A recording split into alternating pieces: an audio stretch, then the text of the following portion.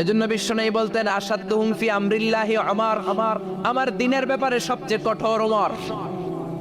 বিশ্বনবী বলতেন আমার পরে কোনো নবী নাই, কোনো রাসূল নাই, তবে আমার পরে যদি কেউ নবী হতো আমার ওমর নবী হয়ে যেত। লা নবিয়্যা বা'দি ওয়ালা রাসূল, আমার পরে রাসূল নাই, কোনো নবী নাই, তবে লাউ কানা বা'দি নবিয়্যুন লাকানা ওমর।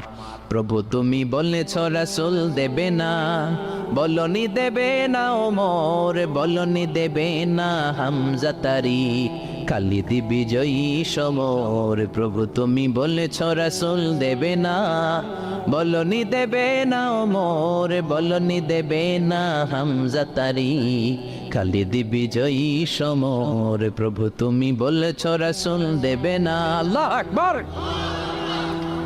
মদিনায় যত মুনাফিক ছিল জমের মতো ভয় পাইতো সাইয়েদনা ওমরকে।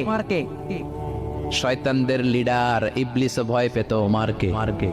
বিশ্বনবী বলেন ওয়াল্লাযী নাফসি বিয়াদিহি, ওমর ওই সত্তার কসম যেই সত্তার হাতে আমার আত্মা, মা লাকিয়াকা শাইতানু সালিকান ফাজ্জান ইল্লা সালাকা ফাজ্জান গায়রা ফাজ্জিক।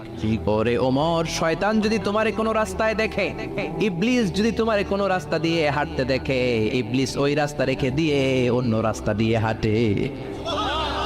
ইবলিসও সাইয়েদনা ওমর ফারুককে দেখলে, এই রাস্তা দিয়ে দেখলে ওর বাপের কি জীবনে এই রাস্তা দিয়ে হাঁটবেন, এই রাস্তা থুইয়া ওই আরেক রাস্তা ধরবে, চিল্লায় পড়েন আল্লাহু আকবার। কাফেররা ভয় পেত, মুনাফিকরা ভয় পেত, শয়তান ভয় পেত, এমনকি বিশ্বনবীর বিবিরাও ভয় পেত। সুবহানাল্লাহ পড়েন।